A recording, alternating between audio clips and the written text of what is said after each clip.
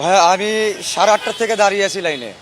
এখন কত টাকা তেল দেয় সেটা আমি বুঝতেছি না, কিন্তু পাম্পে গেলে বোঝা যাবে কত টাকা তেল দেয়। যদি তেলের দাম বৃদ্ধি করছে, যদি তারা যদি লিটার একটু বাড়ায় দেয় তাহলে আমাদের জন্য একটু সুবিধা। যদি আগের মতোই তেল দেয় তাহলে আমাদের জন্য পুরো লস প্রজেক্ট। আসলে তেলের দাম বৃদ্ধি করার পরও আসলে কেন এত লম্বা লাইন? সেটা তো সরকারের জ্বালানি মন্ত্রী জানে। সে তো বললো যে পর্যাপ্ত পরিমাণের মজুত আছে তেল। আমি 10টা তেলের পাম্প ঘুরে দেখলাম যে কোনো সিরিয়ালই নাই। তাহলে এইগুলা কি তার আত্মীয় স্বজন দাঁড়াইছে না আমরা তার আত্মীয় স্বজন দাঁড়াইছি? সে উল্টাপাল্টা কথা কেন বলে? তেলে যদি সিরিয়ালই নাই তাহলে আমরা কেন দাঁড়াইলাম রোদ্রে 8টা থেকে 8:30 থেকে নিয়ে দাঁড়াইলাম কি কারণে?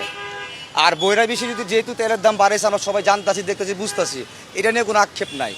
তবে যদি পর্যাপ্ত পরিমাণে যদি তেল পাইতাম তাহলে মনে বুঝ দিতে পারতাম যে না ঠিক আছে, তেল বৃদ্ধি হয়েছে, তেল মজুতও আছে, তেলও পাচ্ছি আমরা। এখন আমার বাজে কয়টা 2টা, আমার অফিস মিরপুর ডিএইচএস।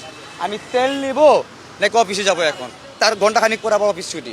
আমার অফিসের এই যে ম্যানেজারকে কি বুঝাবো? না পারতে যে ভিডিও কল দিয়ে দেখাইলাম আর হোয়াটসঅ্যাপে ছবি তুলে পাঠাইলাম। কি করবো বলেন? চাকরি তো বাঁচাইতে হবে। অফিস কি বুঝছে কিনা? হ্যাঁ, অফিসে বুঝছে, কারণ তারাও তো গাড়ি চালায়, তাদেরও তো ড্রাইভার আছে, তাদের নিজস্ব গাড়ি আছে, তারা তো বুঝতে তেলের অবস্থা কি অবস্থা, এই আর কি।